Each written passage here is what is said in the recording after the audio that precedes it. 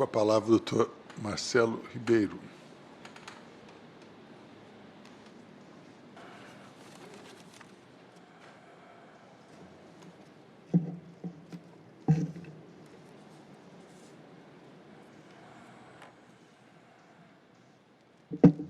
Excelentíssimo senhor presidente, excelentíssimos senhores ministros, eminente ministra Nancy Andrighi, doutora procuradora, eminente colega ex-adversa. Senhor presidente, senhores ministros, a eminente advogada já se dedicou a contar mais ou menos o que aconteceu. Na verdade, a Uzi Minas tinha um grupo de controle que era composto pelo Grupo Nippon, Votorantim Camargo Correia e pelos empregados da Uzi Minas. Nenhum dos três detinha o controle. Era um controle compartilhado. O Grupo Votorantim vendeu as suas ações para a Térnio. E a CSN tentou comprar antes. Ofereceu 5 bilhões de reais pelas ações. Não foi aceita essa proposta. E ela, então, essas ações foram vendidas para a Térnio por 5 bilhões e 300 milhões de reais, isso há 10 anos. Muito bem. Daí já se vê que é difícil alguém vender o que não tem. Quer dizer, a lei diz, quando houver alienação do controle, deve ser feita a oferta pública de ações para comprar as ações dos minoritários. Ora, se o Grupo Votorantim, Camargo Correia, não detinha esse controle, e isso é pacífico, porque participava de um grupo com outros integrantes, como é que ele poderia vender esse controle? Bom, a curiosa sustentação feita pela CSN, que é bom também registrar, que é uma empresa que se dedica ao mesmo ramo da Uzi Minas, e buscou começar a querer ter a maioria na Uzi Minas, começou a comprar ações, tentou comprar essas ações do bloco de controle, não conseguiu. Ela, então, agora há anos já, né, propôs uma ação dizendo, não, então, quero que... Porque, no fundo, o que ela quer é o quê? Que compre as ações dela, CSN, com o ágio que é típico de operações como essa. Muito bem. A CVM foi consultada e se manifestou 4 vezes nesse caso. As 4 vezes que disse a CVM, não há alienação de controle. Houve apenas alienação de ações que participam do bloco de controle. Muito bem. O artigo 254-A da lei fala que, quando houver alienação do controle, é obrigatória a oferta pública de ações. E o artigo 116 da mesma lei, lei das SA, diz o quê? Que entende-se por acionista controlador a pessoa natural ou jurídica ou grupo de pessoas vinculadas por acordo de voto ou sob controle comum que é titular de direitos de sócio que lhe assegurem, de modo permanente, a maioria dos votos nas deliberações da Assembleia Geral. Pergunta-se, a Térnio tem maioria dos votos nas deliberações da Assembleia Geral? Não. E o poder de eleger a maioria dos administradores da companhia. Indaga-se novamente. A Térnio tem esse poder? Também não. Muito bem. Diz então a CSN que, pelo acordo de acionistas feito entre esses 3 integrantes, teria se dado predominância à Térnio. O tribunal examinou isso. Essa parte examinou. Um acordo de acionista, ou seja, um contrato. E o que o tribunal disse? Não houve alteração nesse contrato que enseje alteração do controle. A Térnio não ficou em posição predominante em razão desse acordo de acionista. Isso é um exame feito pelo tribunal de um contrato que é o acordo de acionista e que se pretende rever aqui em sede de recurso especial. E é bom, embora não se tenha sustentado isso da tribuna, é bom tocar num ponto que é o seguinte: para que haja necessidade de oferta pública de ações, a alienação tem que ser do controle da companhia, não basta participar do grupo de controle. O grupo de controle não dá poder para nenhum dos 3 para dirigir a companhia. Esse acordo de acionistas, que foi examinado pelo tribunal e que disse isso, compartilhou o poder. Foi estabelecida uma regra de consenso entre o Grupo Nippon e o Grupo Térnio, que são os maiores, para decidir diversas questões, as questões importantes. As mais importantes, deliberou-se que tem que haver unanimidade dentro do grupo de controle. Então, na verdade, ninguém exerce o controle individualmente ali. E não é verdade que a Térnio tenha eleito, por exemplo, a diretoria. São 7 diretores, a Térnio indicou 3, ou seja, é minoritária na diretoria. Não é verdade que o Conselho de Administração tenha ficado omisso. Se reuniu 68 vezes no período de 4 anos para decidir coisas muito relevantes. E aqui é engraçado dizer que o presidente é inamovível, um presidente que há anos já saiu da direção da empresa.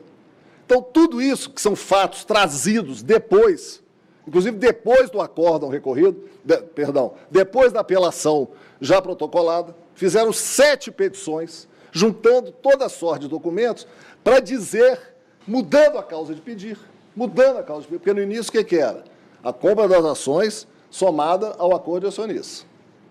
Essa era a causa de pedir. Perderam em primeiro grau. Fizeram recurso, apelação. Na apelação sustenta-se o quê? A mesma coisa.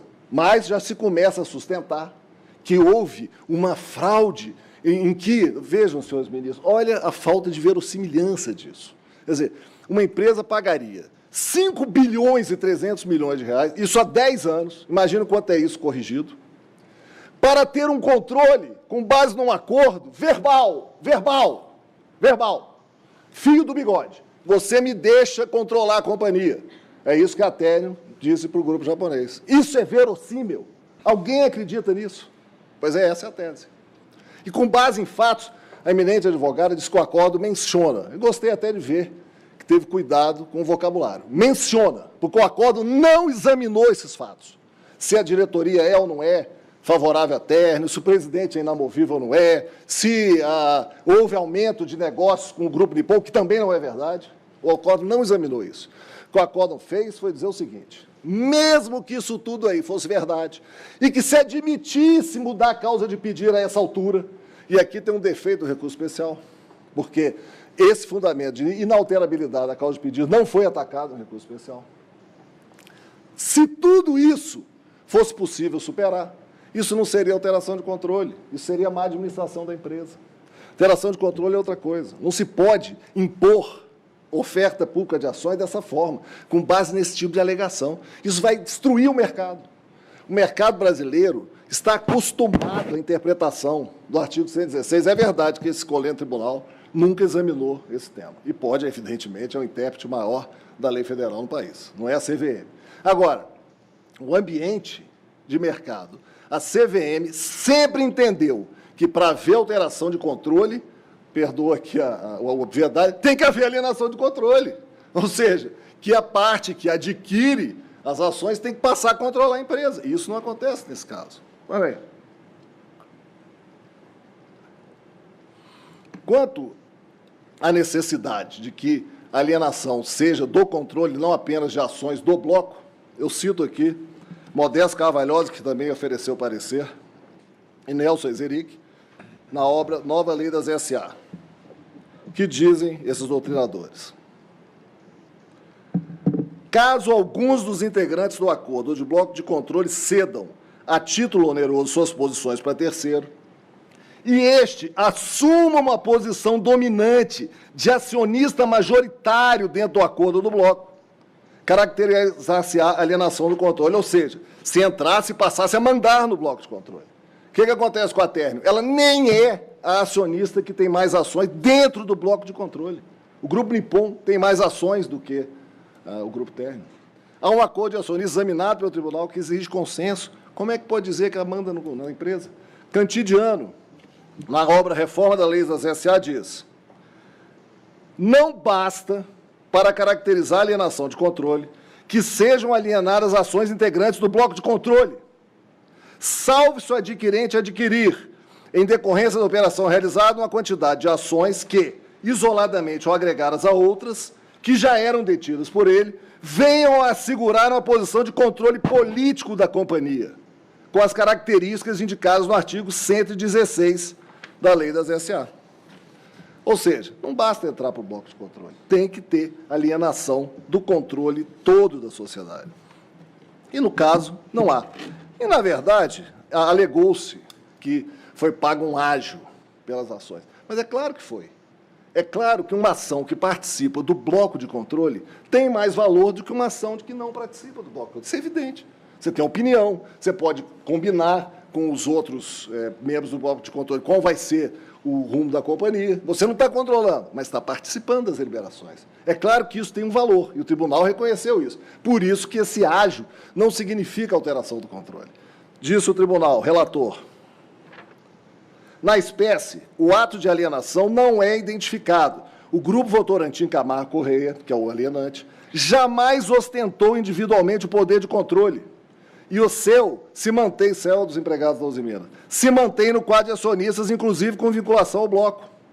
Uma situação compartilhada subsiste, apesar das modificações após a aquisição questionada e da celebração de um novo acordo de acionistas, que examinou, matéria súmula 5 ou 7.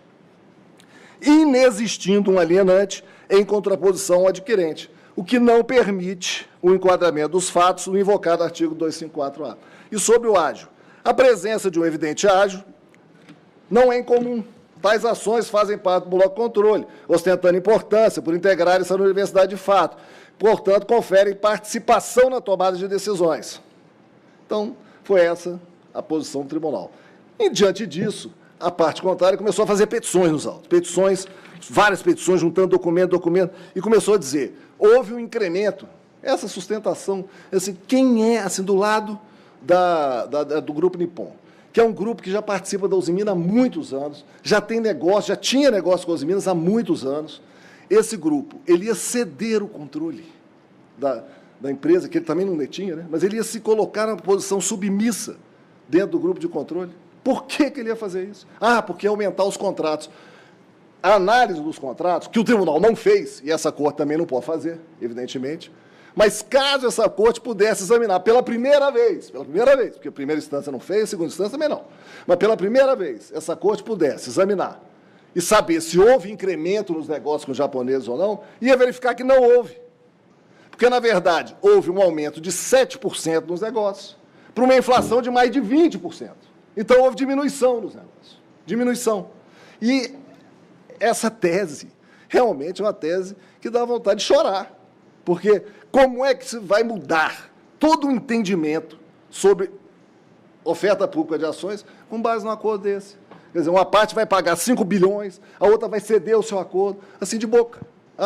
Agora, e a outra tese é essa, não, agora a Térnio resolveu que não vai mais colaborar com a gente. Perdemos, então, a influência na empresa. Quer dizer, quem é o ingênuo que vai acreditar nisso? Quer dizer, qual grupo sério que vai entregar a sua parcela de poder com base numa coisa dessa? Qual é o grupo que vai comprar ações num valor tão alto com base num acordo como esse? Isso não existe, isso é impossível. E não só não existe, como não aconteceu. E por que se faz esse tipo de alegação de incremento nos negócios com os japoneses? Porque pegaram reformulários internos da empresa, que abrangiam mais de um ano, não era só um ano, que revelavam apenas expectativas, enquanto a Térnio fez a sua análise com base nas demonstrações financeiras auditadas da empresa. Então, verificou-se que não teria havido aumento nenhum. Mas isso, se o tribunal resolver dizer o seguinte, que a acordo de origem examinou a causa de pedir, que era alienação de ações, e acordo de acionistas, rejeitou isso com o exame dos fatos e do acordo, e agora o tribunal, STJ, vai pela primeira vez tomar conhecimento dessas alegações, que não foram examinadas. E mais, não se alegou a violação ao artigo 1022 do Código de Processo Civil. Quer dizer, é inovação mesmo, quer que o tribunal aqui vire primeira instância, não é nem cor de revisão. Muito bem.